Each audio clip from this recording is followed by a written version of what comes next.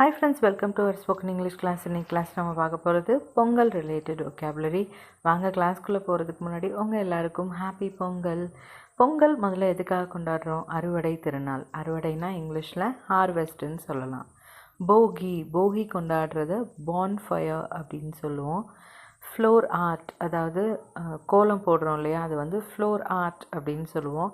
வாசலில் மாவிலை தோரணம் கட்டுறோம் இல்லையா, அது வந்து மேங்கோ லீஃப் கார்லாண்ட் அப்படின்னு சொல்லுவோம். மண்பானை வந்து earthen pot அப்படின்னு சொல்கிறோம். வாசலில் கூரை பூ கட்டுறோம் இல்லையா, அதை வந்து மவுண்டன் நாட் கிராஸ் அப்படின்னு சொல்லுவோம்.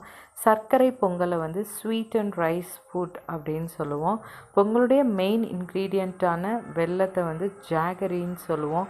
பொங்கல்னாலே எல்லாருக்கும் ஞாபகம் வருது ஜல்லிக்கட்டு, அதை வந்து புல் டேமிங் ஸ்போர்ட் அப்படின்னு சொல்லுவோம்.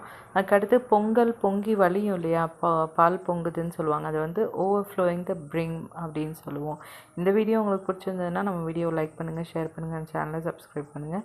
நம்முடைய கிளாஸில் நீங்கள் ஜாயின் பண்ணணும்னு விரும்புனீங்கன்னா கீழே கொடுத்துருக்க நம்பருக்கு வாட்ஸ்அப் பண்ணுங்கள். நான் உங்களுக்கு டீட்டெயில்ஸ் சென்ட் பண்ணுறேன். தேங்க்யூ.